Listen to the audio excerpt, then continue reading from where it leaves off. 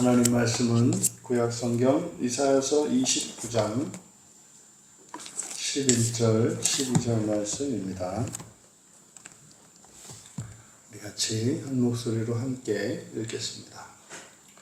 그러므로 모든 계시가 너희에게는 봉안책의 말처럼 되었으니 그것을 글 아는 자에게 주며 이르기를 그대에게 청하노니 이를 읽으라 하면 그가 대답하기를 그것이 봉해졌으니 나는 못 읽겠노라 할 것이요 또 그 책을 글 모르는 자에게 주며 이르기를 그대에게 청하노니 이를 읽으라 하면 그가 대답하기를 나는 글을 모른다 할 것이니라. 아멘.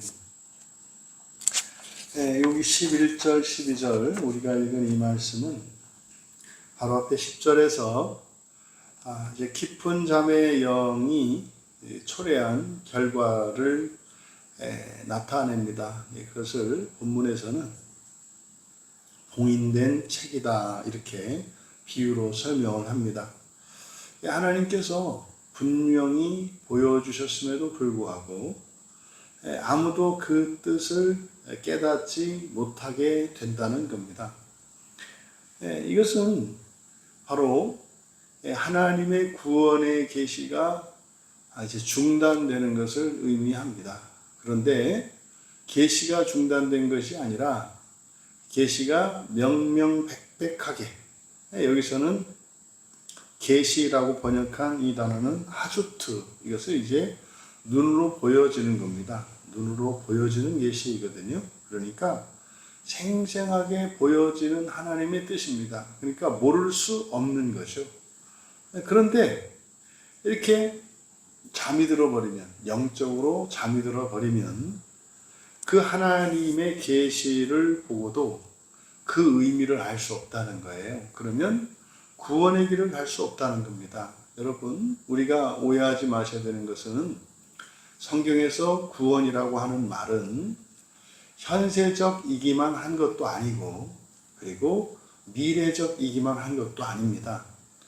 성경에서 말하는 구원은 모든 시간을 의미합니다. 그래서 이 구원에 과거적인 측면이 있고 현재적인 측면이 있고 미래적인 측면이 있어요. 그래서 현재를 살아가는 나에게 하나님의 구원의 은혜가 임하면 그것은 현재의 나에게만 영향을 미치는 것이 아니라 과거와 미래의 나와 나의 인생 전체에 영향을 미친다는 것을 기억해야 합니다. 그러니 이렇게 하나님의 구원의 계시가 우리에게 주어졌는데도 불구하고 그것을 읽어낼 수 없다면 그러면 그 구원의 은혜와 유익을 누릴 수 없게 되는 것을 의미합니다.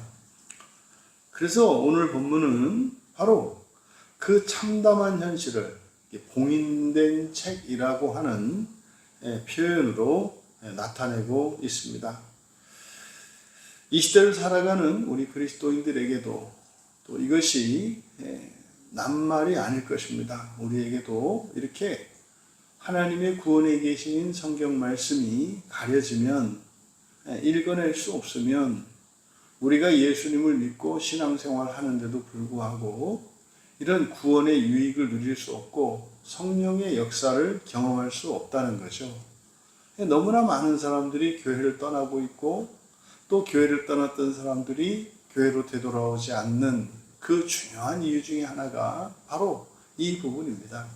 영적으로 잠이 들어 있는 이들은 하나님의 말씀의 유익을 누릴 수 없을 뿐더러 사실상 하나님의 자녀된 그 권세, 그 권세를 실감하지 못하게 되는 거죠. 부디 오늘 말씀을 통해 이 영적인 어두움이 어떠한 결과를 만들어내는지 우리에게 교훈이 되어서 우리의 삶에 비추어 우리가 지금까지 살아오면서 예수님을 믿고 살아오면서 그렇게 생생한 구원의 능력을 경험하지 못했던 그런 시절이 있었다면 또 그런 때가 있었다면 이것이 영적인 문제인 것을 깨닫고 지나간 시간 누리지 못했던 그 구원의 은혜를 이 시간 다시 회복할 수 있기를 진심으로 바랍니다. 먼저 11절의 상반절에서 눈을 뜨고도 보지 못하는 비극, 이것이 이제 봉인된 계시인데, 그러므로 모든 계시가 너희에게 봉안책의 말처럼 되었다, 이렇게 되어 있습니다.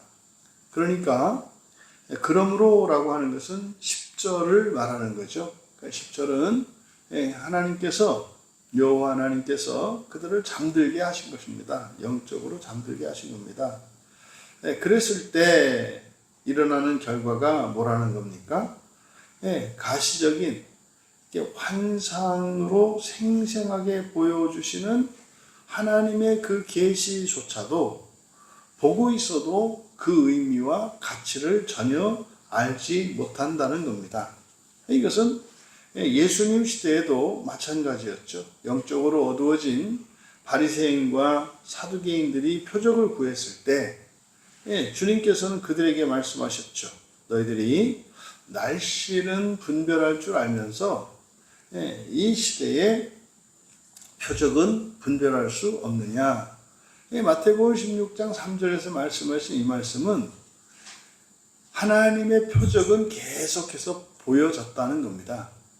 그런데 이사야 시대의 일이 예수님 당시에도 있었다는 것을 우리가 알 수 있어요. 근데 그것은 오늘날 우리가 살고 있는 이 시대도 그렇게 다르지 않은 것 같습니다. 수많은 은혜와 그런 표적들이 생생하게 나타났음에도 불구하고 깨닫지 못하는 것, 이것이 영적으로 깊은 잠에 빠진 자들의 특징이라는 겁니다. 종종 우리들이 이제 신앙생활 하다 보면 그럽니다. 이제 주변에 있는 사람들은 뭐 수없이 많은 표적을 봤단 말이에요. 하나님께서 행하신 일들을 너무나 생생하게 너무나 많이 봤단 말이에요. 그런데 종종 정작 자신은 나에게는 그런 표적이 나타난 적이 없다. 내가 신앙생활을 하는데 도대체 이게 나한테 도움이 안 되는지 안 되는지도 모르겠고, 내가 이렇게 손에 만져지는 것이 없다. 뭐 이제 이렇게 얘기를 합니다. 근데 사실은 그렇게 말을 하는 사람들이 과거에도 늘 그랬냐면 그렇지 않습니다. 그때 과거의 많은 사건과 많은 순간에 하나님의 은혜에 대한 고백이 있었고, 자신의 내면과 삶 속에서 일어난 그런 변화들을 통해서 하나님께서 나타내신 그 표적들을 봤단 말이에요.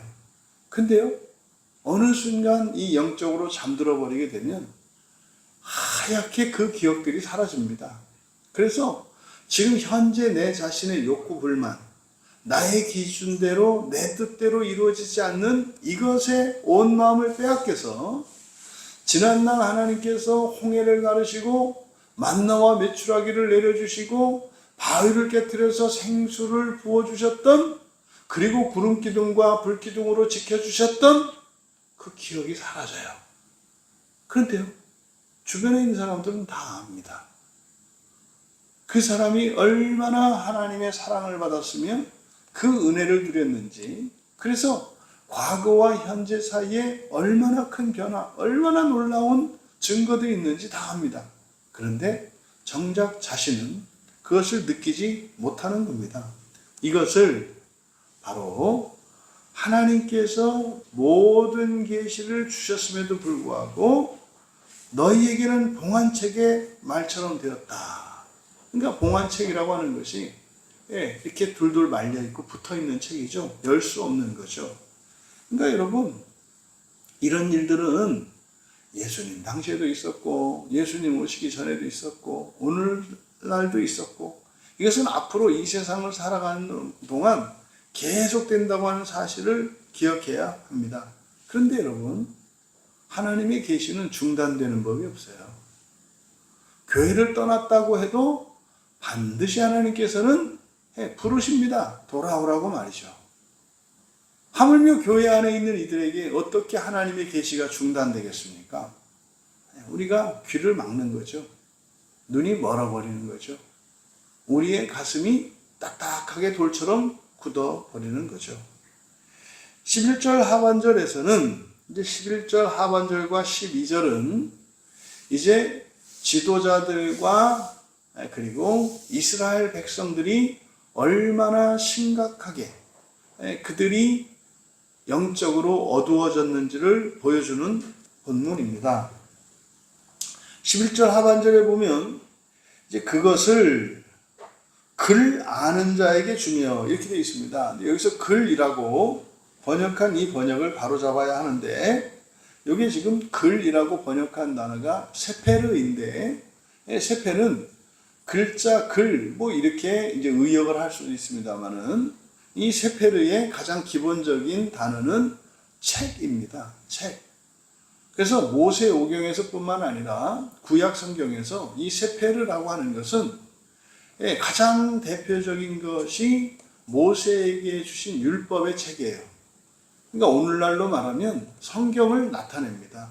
그런데 하나님의 계시는 이렇게 직접적으로 주는 계시가 있고, 그리고 자연을 통해서 또 역사를 통해서 사람의 몸을 통해서 주시는 일반 계시 또는 자연 계시라는 게 있습니다. 그래서 하나님이 주시는 계시를 특별 계시와 일반 계시 이렇게 구분해서 말을 하는데, 특별 계시라고 하는 것은 하나님께서 직접 천사를 통하든 선지자를 통하든 말씀하여 주시든지, 아니면은 꿈과 환상으로 보여주시든지, 아니면 이적을 통해서 보여주시든지, 그래서 직접적으로 주는 계시입니다. 이거를 흔히 직통계시라고 말하죠. 그래서 이 직통계시는 바로 이 성경입니다. 오늘날 우리들의 이 성경은 바로 직통계시인 거예요. 그런데 이제 간접적으로 주는 이런 계시를 일반 계시라고 한다고요. 이제 그것을 여기서는 그 책과 책으로 나누어서 설명을 합니다. 근데 11절 하반절에는 그대로 직역을 하면 11절 하반절은 이제 그렇게 됩니다. 여기서는 글이라고 되어 있습니다만, 글 아는 자가 아니고요. 그 책을 아는 자입니다. 그 책을 아는 자에게 주며 이렇게 돼요. 그러면 그 책을 아는 자는 누구겠습니까? 대표적인 것이 이제 서기관들이겠고, 그리고 하나님께 쓰임받는 이렇게 제사장들과 지도자들을 나타냅니다. 이 지도자들이 그 책을 아는 자들이죠.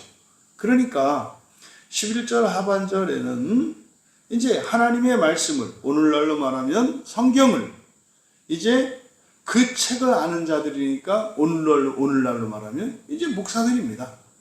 목사들에게 이제 주면서 읽으라 하면 그가 대답하기를 그것이 봉해졌으니 나는 못 읽겠노라 할 것이요. 무슨 말입니까?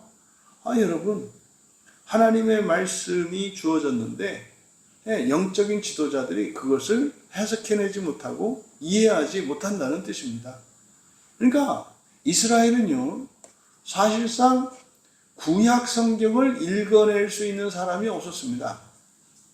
특별히 예수님 당시에도 히브리어로 된 구약 성경을 읽어내지를 못했어요.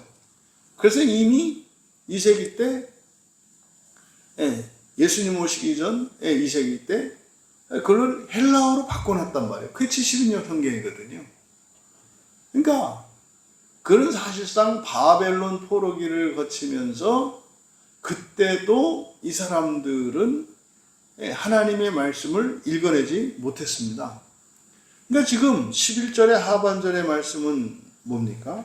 영적인 지도자들이, 다시 말해 하나님의 구원의 계시를 전해야 하는 이들이 하나님의 계시를 보여주셔도 그를 읽어내고 해석할 수 없었다고 이야기를 하는 겁니다. 그러니까요, 이것이 바로 영적으로 잠들어버린 결과입니다. 근데 여러분, 여기서 한번 우리가 생각해 봐야 돼요.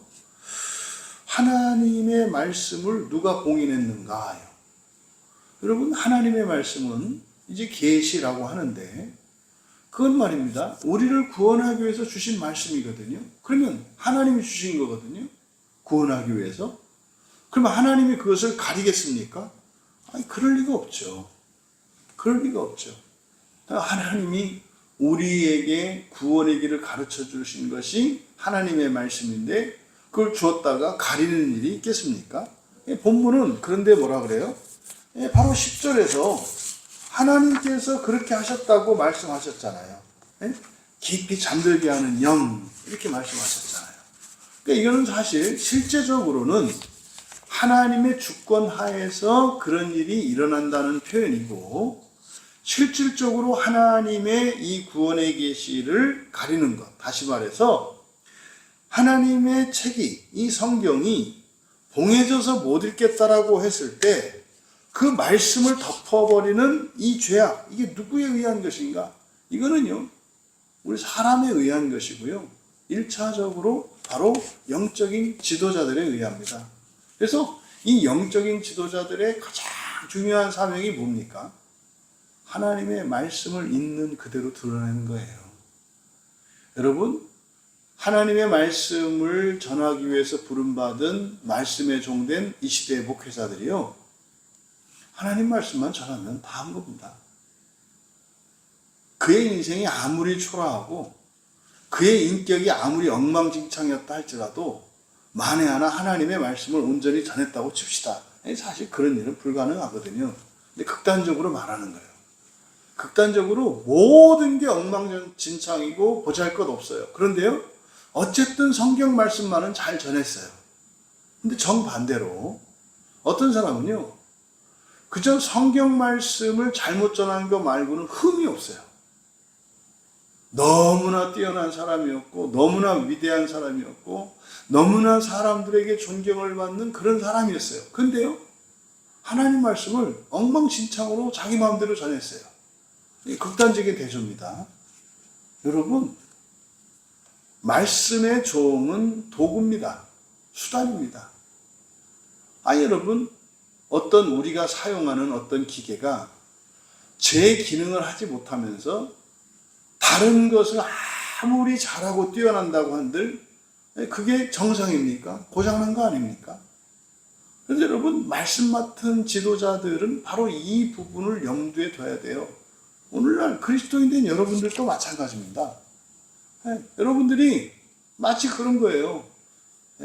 그 러닝머신을 갖다가 집에다가 빨랫대로 쓰는 거, 이런 거죠. 여러분, 러닝머신은요, 운동하고 달리기 하고 건강에 도움이 되지 않나요? 우리 집 러닝머신은 막 젖은 빨래를 널어놔도 괜찮고, 막 그냥 빨래가 너무 잘 마르고. 여러분, 이 시대에 그리스도인, 교회 안에 몸담고 있는 그리스도인들이 목회자에 대해서 기대하는 바가 하나님의 말씀이 아닌 세상이 됐어요. 근데 그 책임은 누구에게 있다? 말씀을 맡은 지도자들에게 있다는 겁니다. 근데 여러분, 이렇게 하나님의 말씀을 덮어버리는 이런 일들의 근본적인 원인, 사실은 그 일은 누가 합니까? 사탄 마귀가 하는 일이에요. 이제 에덴 동산에서 하와에게 찾아가서 속이지 않습니까? 그러니까 마귀는 끊임없이 하나님의 말씀을 가립니다.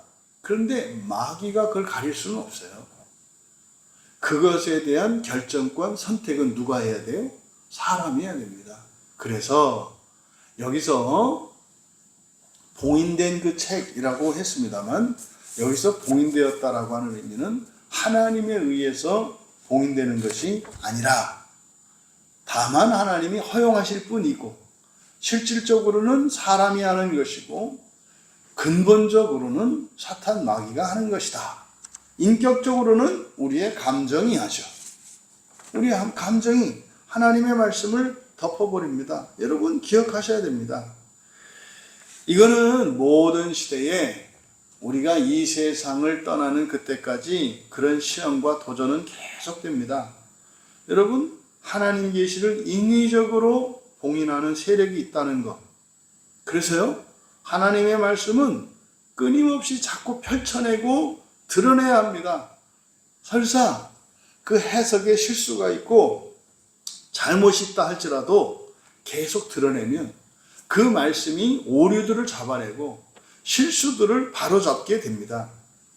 하지만 그런 실수나 오류가 두려워서, 또는 자신의 어떤 세속적인 그리고 개인적인 욕망이나 그런 기득권을 지키기 위해서 말씀을 덮어버린다면 딱 예수님이 오셨을 때 이스라엘과 같이 되는 거예요. 딱 지금 이사야 선지자가 지금 말씀하고 있는 그 시대와 같이 되는 겁니다. 그럼 여러분, 바로 이런 상태가 되어버리면은 이제 지도자들은 계시를 잃어버린 깊이 잠든 상태가 되어버리기 때문에 그 사람들의 입에서 나오는 어떤 이야기도 하나님의 뜻과는 상관이 없는 이야기들이 나오게 됩니다. 여러분, 이것은 말씀을 맡은 지도자들만이 그렇지 않다는 거예요. 그러면요, 이렇게 지도자들이 영적으로 잠들었을 때, 타락했을 때 하나님께서는 그만두시는 게 아니라 12절에서는 또 그 책을 글 모르는 자에게 주며, 그러니까요, 말씀을 맡은 자들이, 모세의 율법을 맡은 자들이, 오늘날 성경을 바르게 전해야 하는 목회자들이 하나님의 계시, 우리는 알죠. 그것이 부활의 복음이라는 것을 압니다. 구원이 사람이 신이 되는 것이라는 걸 압니다. 그것을 위해서 하나님이 사람이 되셔서 십자가에서 죽으시기까지 그 은혜를 베풀어 주셔서 당신의 믿음과 소망과 사랑을 입증하셨기 때문에 우리가 예수 그리스도를 믿으면 그 안에서 그 언약의 복과 그 약속을 누릴 수 있다는 것을 압니다. 우리는요. 여러분, 정말 우리는 감사해야 합니다. 봉한 책이 아니라, 봉인된 책이 아니라, 우리 광야교회에서는 최소한 열린 책이 됐습니다. 계시를 읽어낼 수 있습니다.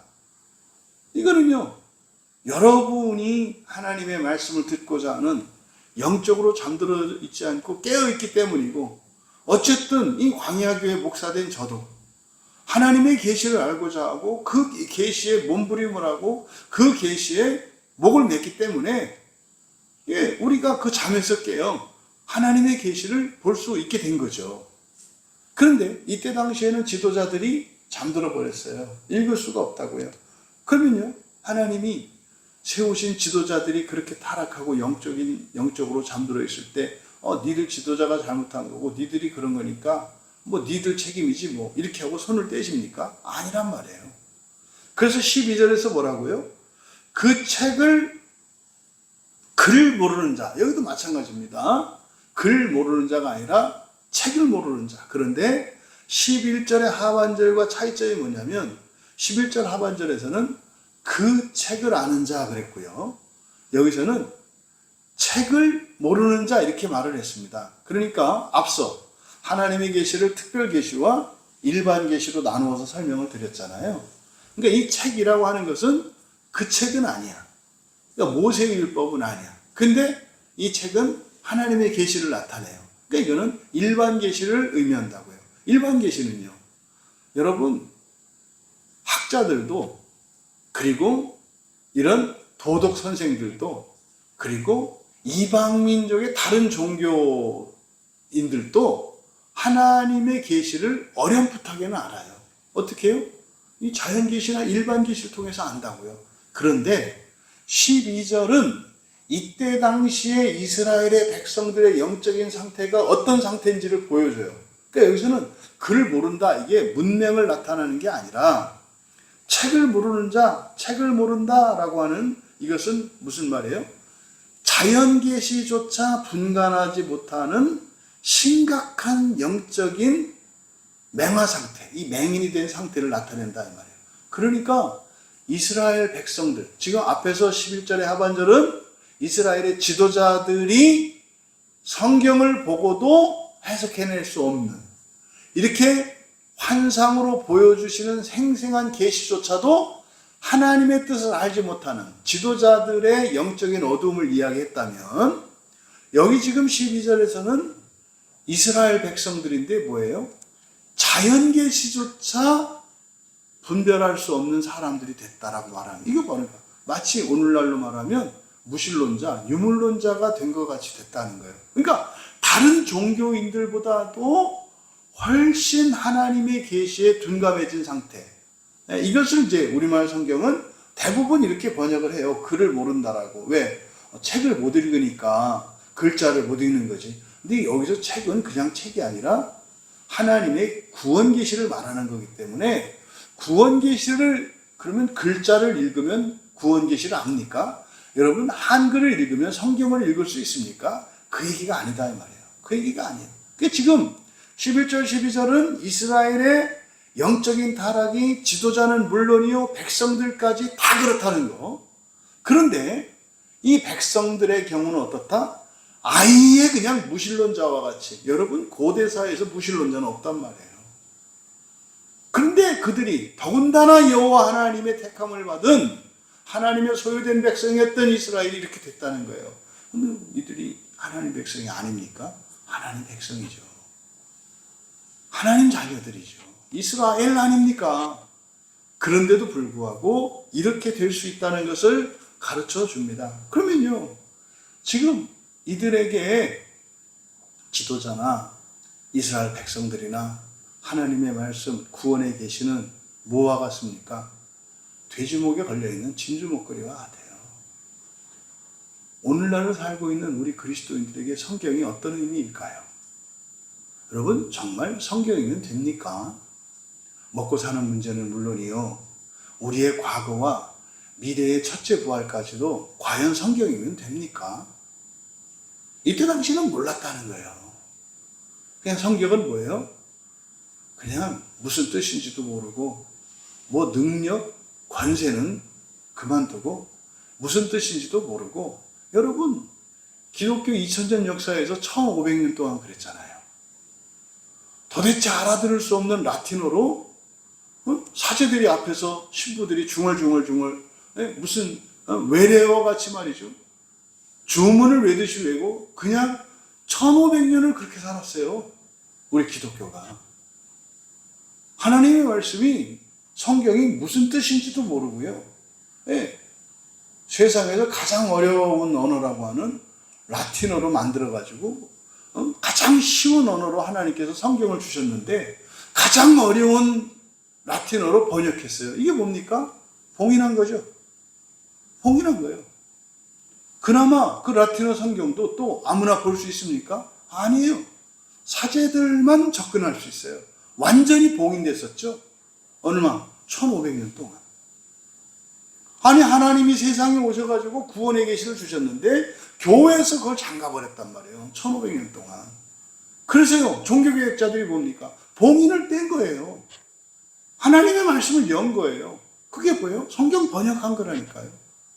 그런데요, 오늘날 교회와 오늘날 목회자나 신학자들이 잘못하는 게 뭐냐면, 이 번역 성경을 절대시해가지고 각 나라 언어로 번역된 이 성경을 각 나라의 그 사전적 의미로 성경을 봐요.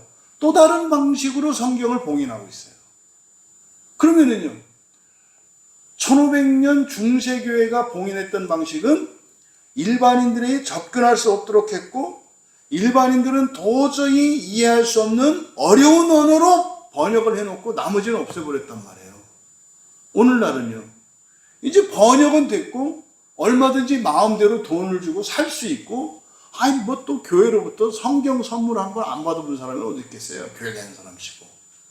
그런데요, 이게 무슨 뜻인지 모르게 혼탁하게 흐려놨단 말이에요. 온갖 방송에서는 설교 방송들이 수없이 쏟아져 나옵니다. 성경책이니 큐티니 온갖 성경에 관한 책들이 막 홍수처럼 넘쳐납니다. 그런데요, 하나님의 구원의 계시가 아니에요. 정말 자의적이고 세속적이고 인본적인 그런 말도 안 되는 것을 하나님의 말씀인 양 가르치고 있다, 이 말이죠.